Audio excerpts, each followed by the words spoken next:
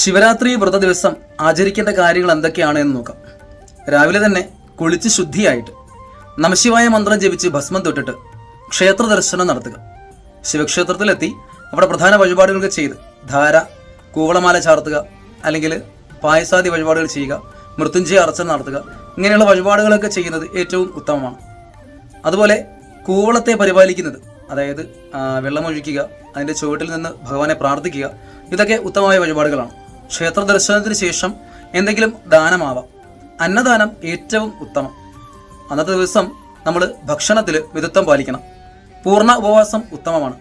അല്ലെങ്കിൽ ഓരോരുത്തരുടെയും ശാരീരിക സ്ഥിതി അനുസരിച്ചിട്ട് പഴവർഗ്ഗങ്ങളോ അല്ലെങ്കിൽ ക്ഷേത്രത്തിലെ നീതിച്ചോറോ കഴിക്കുന്നതിൽ തെറ്റില്ല. ഉറക്കം പാടില്ല. പകലും രാത്രിയും ഉറങ്ങുവാൻ പാടില്ല. അങ്ങനെ ഒരു ദിവസം മുഴുവൻ ക്ഷേത്രത്തിൽ കഴിച്ചു കൂട്ടാൻ കഴിയുമെങ്കിൽ അങ്ങനെ തന്നെ നോക്കുക. ഇതിലൊക്കെ ഏറ്റവും പ്രധാനമാണ് കഴിയുന്നത്ര നമശിവായ മന്ത്രം ജപിക്കുക എന്നുള്ളത്. അങ്ങനെ ക്ഷേത്രത്തിലെ ഒരു ദിവസം ചടങ്ങുകൾ കഴിഞ്ഞിട്ട് പിറ്റേ ദിവസം രാവിലെ നമുക്ക് ക്ഷേത്രത്തിൽ തന്നെ തീർത്ഥം കഴിച്ച് വ്രതം അവസാനിപ്പിക്കാവുന്നതാണ്. എങ്കിലും പകല് ഉറങ്ങുവാൻ പാടില്ല എന്ന് കൂടിയുണ്ട്. അതുകൂടി ശ്രദ്ധിക്കണം. ശിവരാത്രി വ്രതത്തിൻ്റെ പൂർണ്ണ പുണ്യവും, കാരണം പൂർണ്ണമായിട്ട് ഭഗവാൻ അനുഗ്രഹം ചൊരിയുന്ന ദിവസമാണ് ഈ ശിവരാത്രി ദിവസം.